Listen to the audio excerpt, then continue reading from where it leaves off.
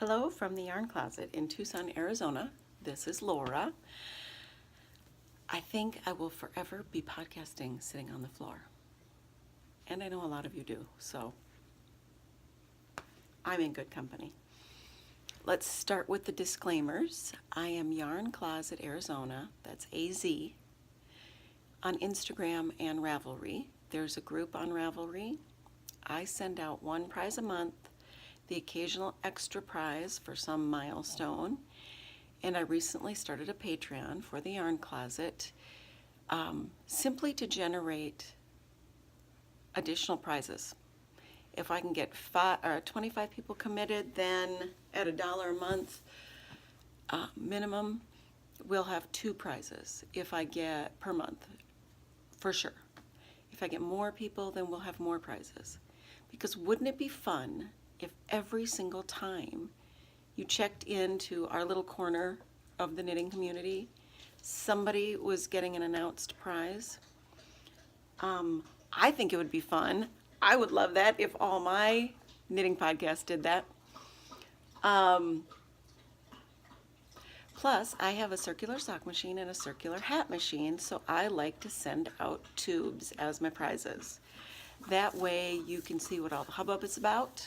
And the simple fact is, if you're not someone who wants to use that tube for fingerless gloves, leg warmers, socks, cowls, scarves, then all you do is pull it apart like you would a sock blank.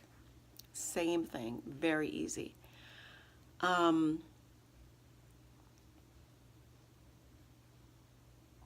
So that's a disclaimer. I am legally blind. I'm now using daylight LEDs in my little closet corner. I do hope that helps with the clarity. I can't tell if things are blurry or not. I know my sound isn't great, and at some point I will deal with the microphone. My last attempt did not work so fabulously. You will hear, if you are new, you will hear little tidbits of family and life. I have 2 kids that still live at home, a stepson who is turning 24 in a couple of weeks, 3 dogs. One is a retired poodle guide dog, 3 guinea pigs, and 1 hamster. My son just recently started homeschooling with an online program, and that's going pretty well. I don't know. Oh, Patreon. So I'm going to do some exclusive lens clips with Patreon. I do have my first Patreon person, Nikita, and she is going to get a prize package. And she is in Malaysia. I don't even understand the address. Not a clue. Definitely the most, I think we've gone to 6 countries. I think that's definitely the most interesting address. And I'll show you her prize here shortly. She has been a wonderful start to Patreon. Thank you so much. I hope we can encourage you to give it a shot, give it a go, finish some of those whips or deal with them, and make 2019 the year of the sweater. I'm also going to have some special exclusive content for the Patreon people. That might be a little off the knitting topic, you never know. Depends on what you like. And I would like to shout out to one of my sponsors, which is Growly Bear Soaps. They are from Arizona, all natural products. Nikita's prize package will have a unscented lip balm.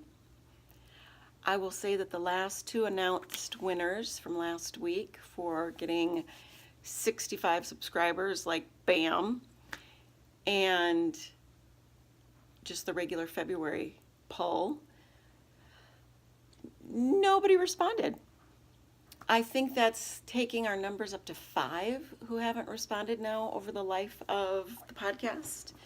I do hold those packages for at least 2 weeks if you came off the YouTube subscriber list. If you came out of Ravelry, I tend to hold the package longer if you get a hold of me on Ravelry. Some people are just not on there frequently.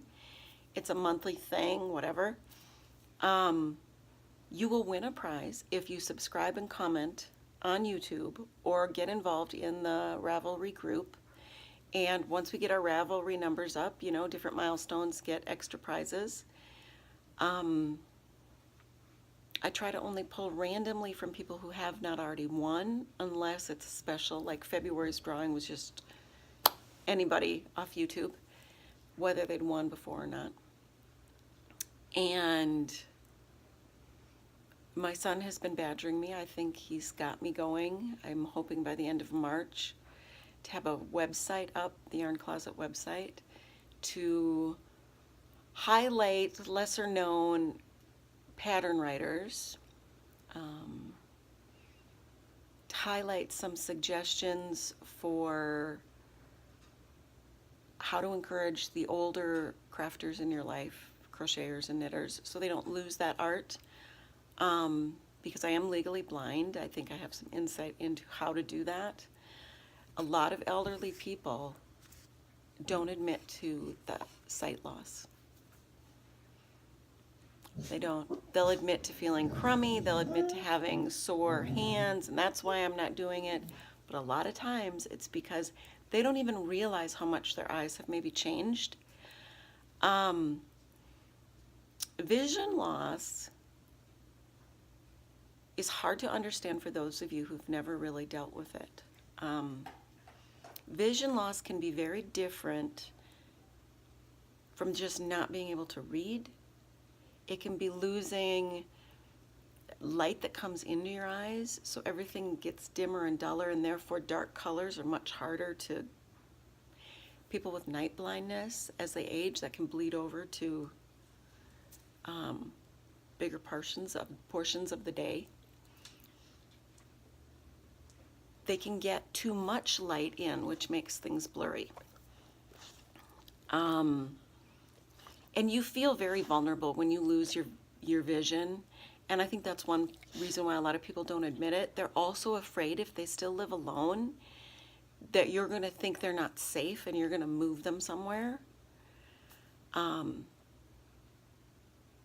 that's sad, because in a lot of instances, if you made certain changes around their home, it would help equalize again. Like LEDs, daylight LEDs. It's the best kind of interior light for most eye issues. My mom is also legally blind from macular. That's different from why I'm legally blind. So we both, like when she comes to my house, she's a little uncomfortable. And when I go to her house, I'm a little uncomfortable, because we set things up differently. Different things work for us. But now we're kind of equalizing with the daylight LEDs. That's a really good one. Getting them an OTT light with a magnifier built in, those are OTT lights, OTT, they're expensive. But a lot of times for a crafter, that's all it takes.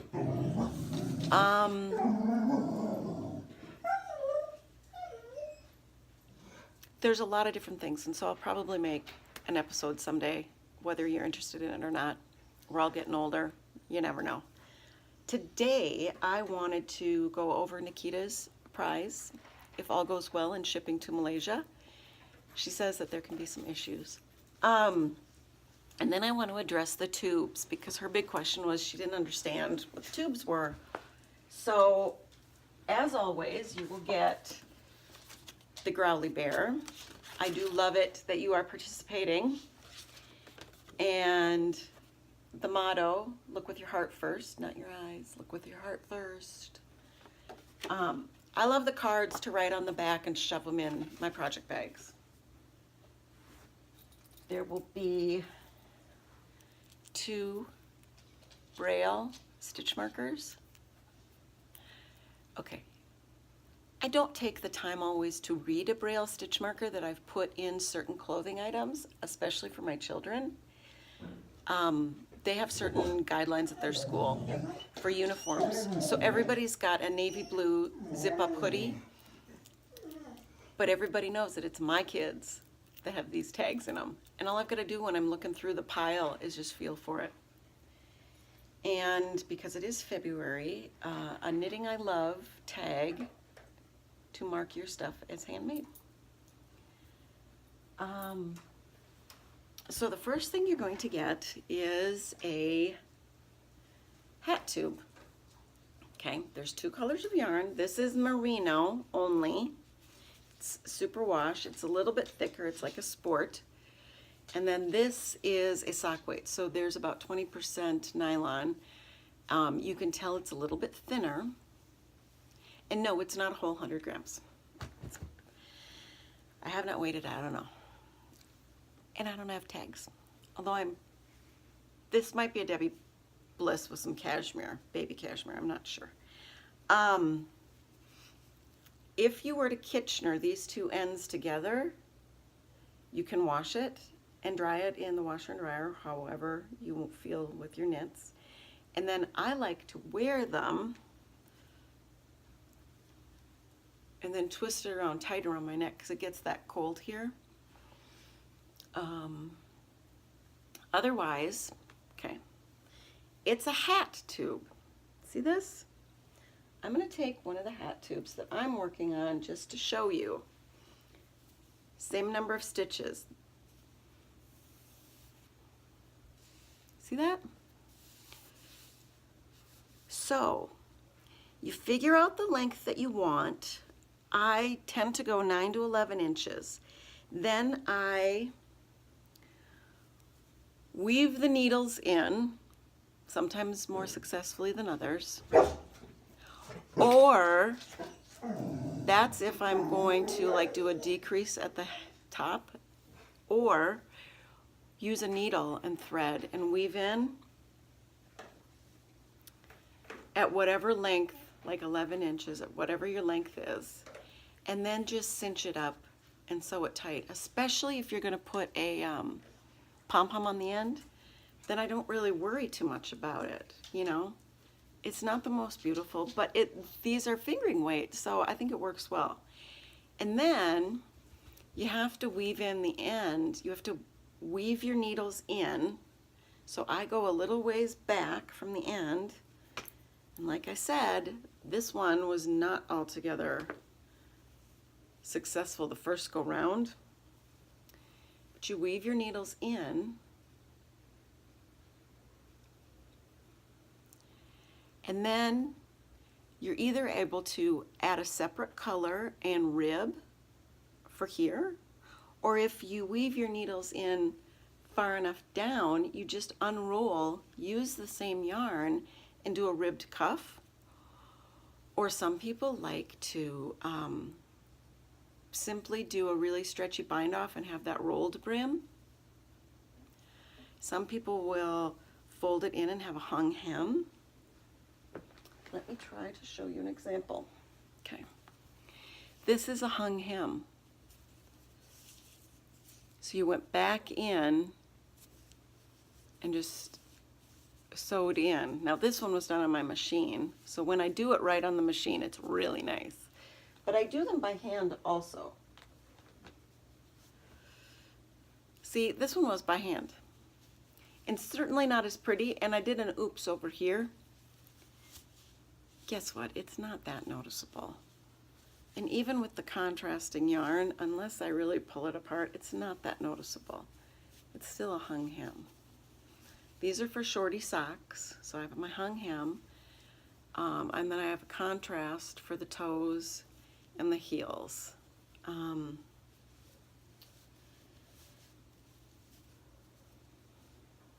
So you can do the same kind of thing with the hat tube. This one I am going to, it's extra long, I'm going to Kitchener the end so that it can be a really extra long cowl with that little pop. Isn't that cute? I think that's totally cute. And yes, my Kitchenering does not always work. I have to do it at certain times of the day because of my site and whatever. But I do think that this, if you like that pop of blue, could definitely be Kitchener together. The other thing is, I've also, for my mom and some other ladies, just cinched up this end, tied them together, and wrapped whatever end I want, and put a twist in. Like I didn't do it here this time. Okay, because they wanted more of a twist, like that infinity twist thing.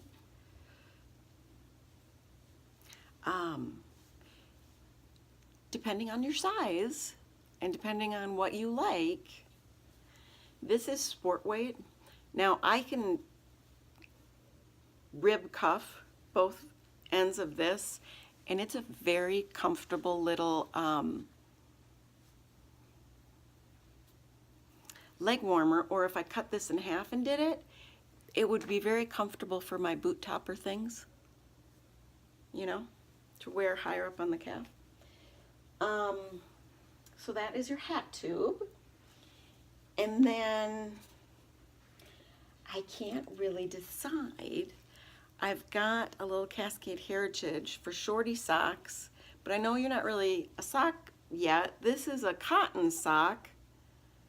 Like, I don't know the weather in Malaysia. Is one better than the other? Do you like one better than the other?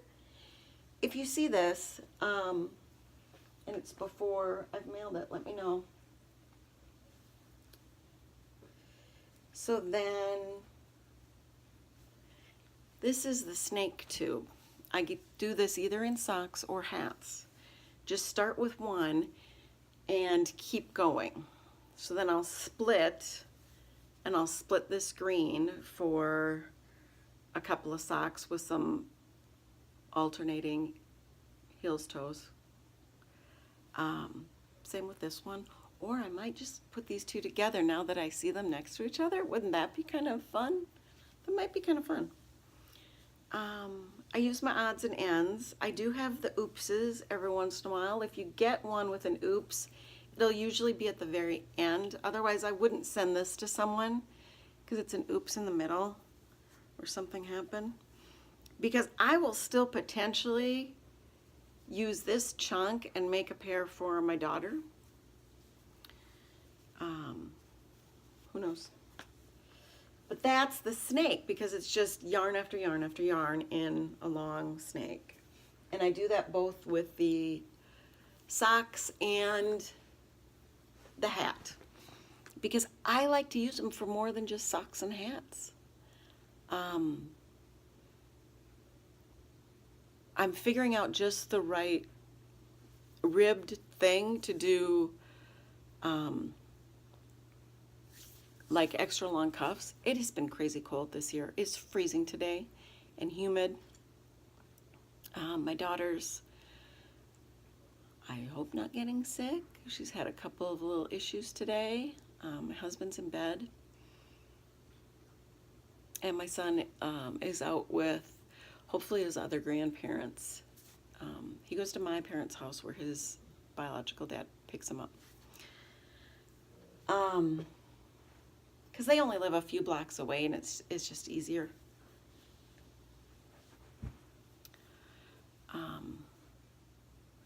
This is the other thing that I can do on the machines. This is a faux rib. I have not learned how to use my ribber attachment. I find it very challenging. But this is a faux rib. And I really like this. And I'm looking at doing some leg warmers in this for myself. So they're faux ribbed because this is a 90 stitch tube. Okay, this is a 72 stitch tube, and it's actually wider. So when I ribbed this 90 stitch tube, I definitely know it's going to be comfortable on my legs. There's enough play. And I'm going to back it up, and I'm going to do an even denser hand knit of ribbing. Like a 1x1 or a 2x2. I tend to like 1x1 because I don't have to think quite as much. The challenge with tubes. This is the challenge with tubes, okay? if you have an idea of what your own personal gauge is, if you do socks or a lot of stockinette, you'll be able to measure the gauge, which is usually 8 to 9 stitches per inch on the sock tubes. Most of those are 64 stitches. The hat tubes are usually 90 stitches and can go, I don't know that I'll be able to read this. Let's try and read this.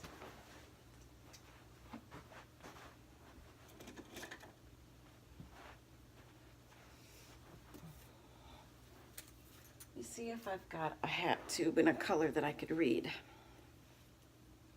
This was for a mystery knit-along shawl that I didn't quite get right, and because I had chunks of these skeins already chunked off, I just decided, whatever, and put them together in hopes of doing another one of those kind of funky cowls. I know that the abrupt line may not be everybody's cup of tea, but it doesn't really bother me. Okay. 1, 2, 3, 4, 5, 6, 7. Okay. 1, 2, 3, 4, 5, 6, 7. I would say this is actually much looser for the hat tube. It's about a 7 stitch per inch. I don't think this has any nylon in it. This has some nylon in it, so let me see if I can count this one. Oh, brother. Oh, brother. 1, 2, 3, 4, 5, 6, 7. Yeah, this is definitely 7 stitches per inch. But it's got more play.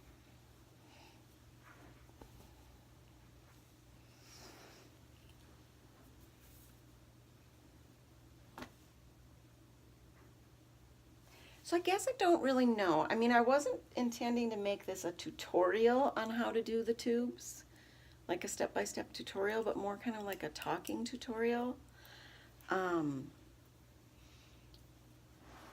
So if you know your personal gauge, I think the hardest part is to look at the tube, look at the yarn, look at the gauge, and decide if you're going to put needles in and try to match that gauge in putting in your toes, heels, and cuffs. Okay, so I usually do anywhere from a 2.25 to 2.25, 2.5 even. It just depends. So these have been washed a couple times. I wore them without heels because I'm just that lazy sometimes. And I don't think this has nylon. I can't remember. This is one of my first tubes ever. But honestly, it's not that bad. And once you wash it and dry it a couple times, you can't really tell. And I think that this was a 2.25. I can tell that there's definitely more play in the toe than there is here.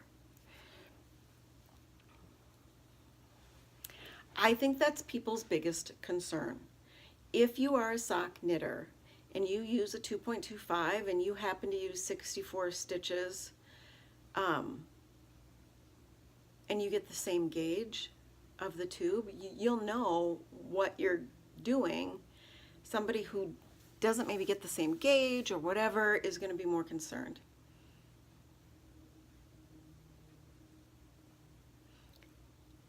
I don't know what to tell you.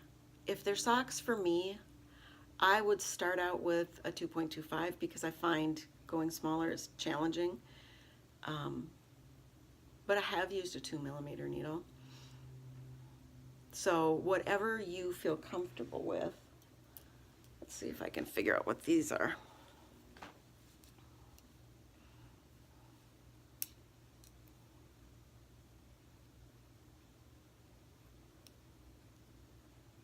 I can't figure out what these are other than really, really bent.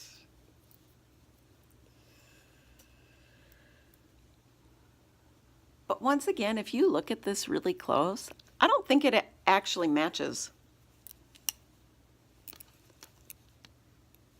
I mean, some of my stitches over here are really loose, and then it almost looks like they're too tight up here compared to this. I mean, this was done on a machine, so for the most part, it's very consistent.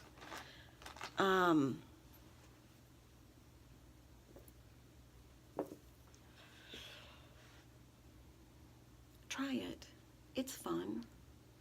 The other biggest challenge I think people have is that you've got this really long tube, and oh my God, you got to cut it. Cut it.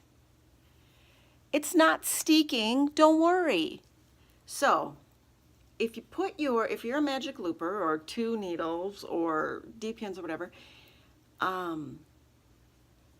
go down a few from the end, shove your needles in, and work your toe, work your cuff, work whatever, okay? Yes, it has to be an afterthought heel. Unless you're just gonna unravel it all, it has to be an afterthought heel. So I'm putting in a toe right here, and then I'm gonna figure out what I'm gonna do size-wise, and whether or not the cuff is gonna be this material or the contrast. And it's probably gonna be the contrast. I don't know. Weave in a safety line or weave in needles, cut again, and then once, I like to have the toe done so I can measure back from the end of the toe into where I want to cut from my heel. So if, you know what I mean? So I have to finish the toe, then I'm going to cut it longer than I think I want it. Figure out where I'm putting my heel, and then I'll figure out the length of the cuff. To do this, okay.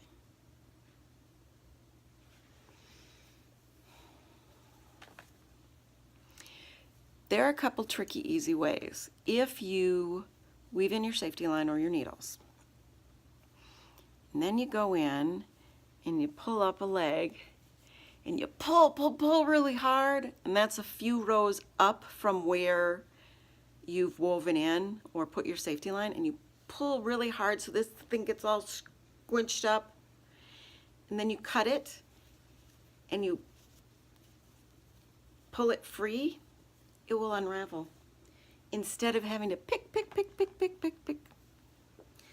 Let's see if I have the wherewithal to do it here.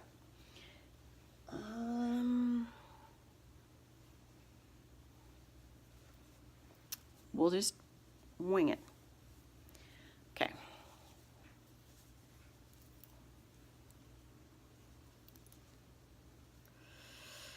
Very sharp scissors.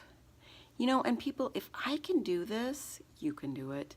Now, I never know. Am I on the left side, the right side? I never know. Okay, so I pull that stitch up.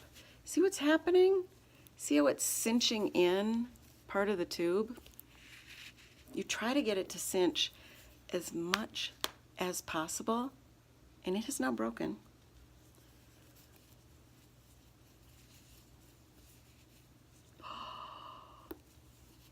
Dun dun dun. Okay. So now I have these rows separated from the rest of it. And that was pretty easy and pretty fast, and all I've got to do is find my little goofy end again, get enough of it that I can pull again. And this is why you have to have some built-in extra rows, because just in case you go oops or you okay, and do you see this? Do you see how it got really tight? I'm having a really hard time loosening it. I think I pulled from the wrong side. So now, see how this side is just kind of falling apart? I'm sorry, I talk quiet sometimes. when I'm in deep concentration and visual.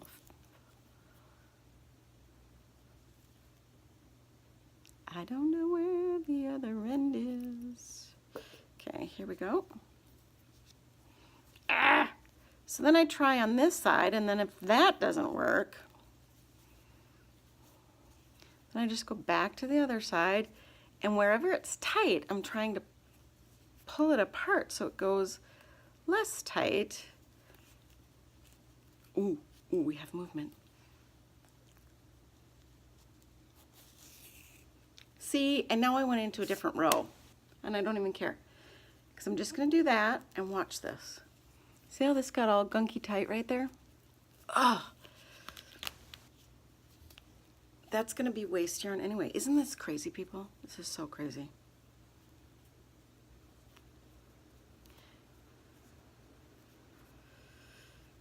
This is why you need those extra couple of rows of play.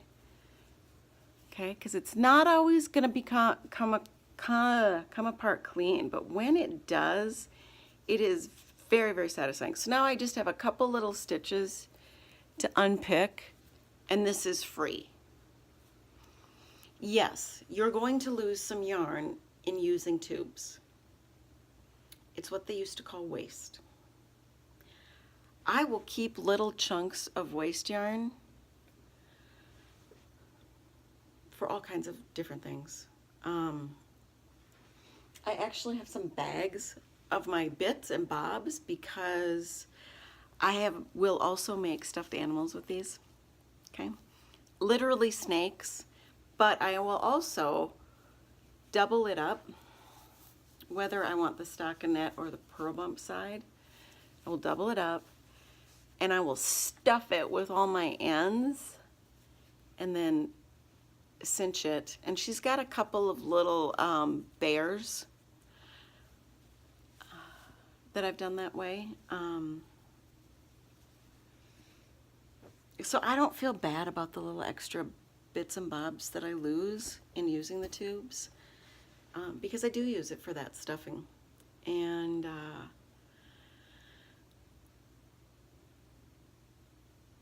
you know, I've taken some small chunks that were left over of the tubes and doubled them up and then stuffed them for pincushions and then sewn like a button in the middle, which I may, because of this mucked up part in this one, maybe I will end up doing that with this small section here, the small end section. Maybe I'll just use this small tube to do a couple of pincushions. Because all you have to do is double it up, fold it, and then with your, you know, with your button. It's something. I like to try to be creative. Doesn't always get me everywhere. I creatively made some shields on the kids' doors that they could step over so the dogs couldn't always just walk in, because they have the guinea pigs in one room and the hamster in the other. And although their doors are always shut when we're not home, when we are home, we like to have their doors open, but if the dogs are going in there, then they're barking at the poor little creatures, and we just don't want that. And it worked fabulously in my son's room. It has not been successful for my daughter's room, so we had to get a baby gate for hers. So sometimes creativity works and sometimes it doesn't. I think it's worth trying.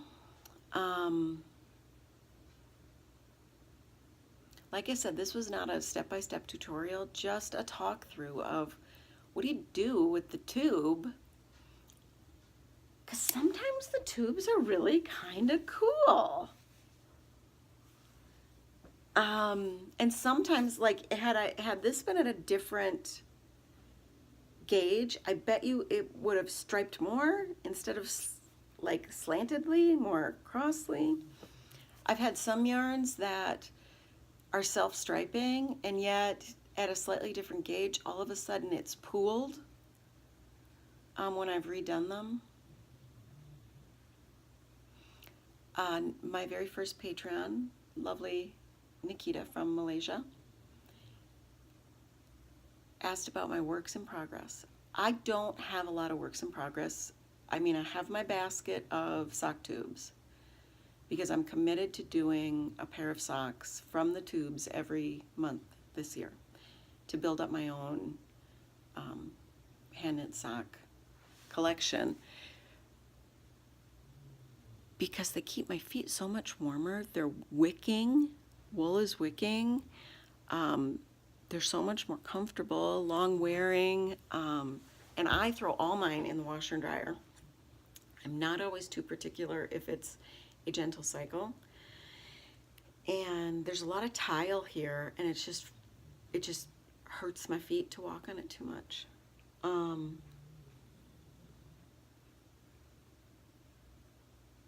I have my little basket of hat tubes to make into a few hats, a few cowls.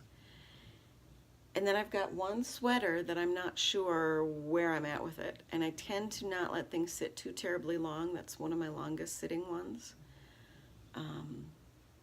I've got a couple of other bags with needles and yarn in them in hopes of the next project. And I've got one crochet project. This is where I'm at with my raglan. Oh, I've used some really lovely smelling hand balm when I've been working with it, because this is a toothier wool, and I really like it. I find it easy, kind of fast. I think I'm learning that my cast on needs some help.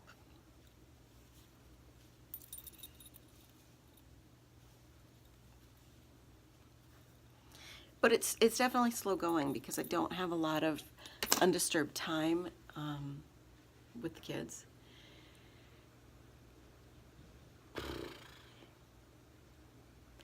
So that's it.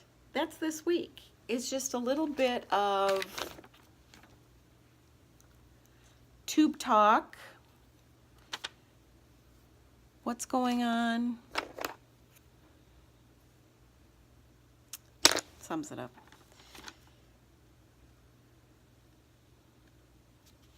That's about it. So the next week after this, look for some more talk of what's in the bags. I think I'm going to go through my bags. Hopefully I will have a couple of these tubes finished and can show you some finished tube items. I'm definitely thinking about doing an extra episode for elderly and sight loss. Like, how do you tell that their eyesight is going? Because there's a few tips and tricks in telling where someone's not actually telling you, and you don't know, is it their feet, is it their sight, what is it? I used to run a group in Wisconsin for vision loss, learned a lot of different things about different eye issues, and also the elderly, because most of the people going there were the elderly. So I don't know if that's just going to be an extra episode here on the YouTube channel, or if it's going to be something, 5-10 minutes on the Patreon exclusive. I don't know. But like I said, check out the Patreon. It's kind of a fun thing. You get some extra little tidbits. I'm going to throw in, they have a thing called Lens over there. It's kind of like Your Story. Very short video clips or pictures, and they're only up for 24 hours. So I'm going to start utilizing that for more exclusives on the Patreon. Things that are cute and nifty with the guinea pigs. Oh my God, I should have been a blind architect. The cage is nuts because I got one cage and it's L-shaped, and then I got these things that you zip tie together, and then you put coroplast, and it's nuts. But they're getting a little bit of second level usage here soon. The ramps I had, they didn't like. They didn't like them supported. They didn't like them non-supported. I can't tell if it's if it's the steepness or if it's just the ramp itself, how it felt, I don't know. So I'm getting some other ramps that I had to order from online. And I don't know if the ramps that I had, because the sides were open, like where they're freaking out they might fall off the side, they were extra wide, but I don't know. So the ones I ordered were narrow, but they have walls, so they can't just flop off. This guinea pig thing is crazy. Crazy, but they're adorable and they have personalities. So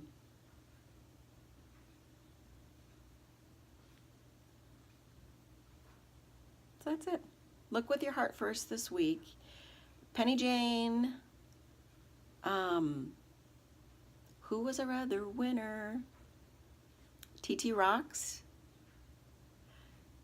And Nikita will be getting a package, hopefully. Look with your heart first. Thanks for chatting. Tell me what else you want to know about. I know there have been a lot of questions about the elderly, the eyesight thing. Some of the other questions about the circulation and dry brush and whatever. I definitely have found a niche. A lot of people who are housebound have some health issues. Yes, I do that dry brush thing. And I do think it works. I've done it a lot more consistently this winter because it's been so cold. And I've been struggling with headaches and whatever. Okay, we've got lymph nodes here. So I will do this. And then there's some lymph nodes here under your arms. So I will flush down. You're always trying to flush down and out. And then you've got lymph nodes kind of in your groin. So flush that way. And then I just dry brush off my legs and my arms. And honestly, you don't have to buy the fancy brush. What I just did can be helpful, especially if you're not moving around a lot, if you're sitting a lot. If you're not making movement physically, you're making movement in your system just by touch. It's one of the things that elderly people lose, is they lose touch, they lose mobility. I really have a heart for the elderly. I always have, even when I was a kid. And things that I find for me, and like when I worked in an office in a cubicle, the little thing under your desk to move your feet back and forth, and thinking and physically thinking through that you need to have good circulation. I do believe in the mind-body connection. And if we're aware of what's happening, I think we can, in that same awareness, help change what's happening. Obviously, it hasn't made a blind lady see, not physically anyway. But I am very, very different than I was 30 years ago. Not just because I was young then and I'm old now.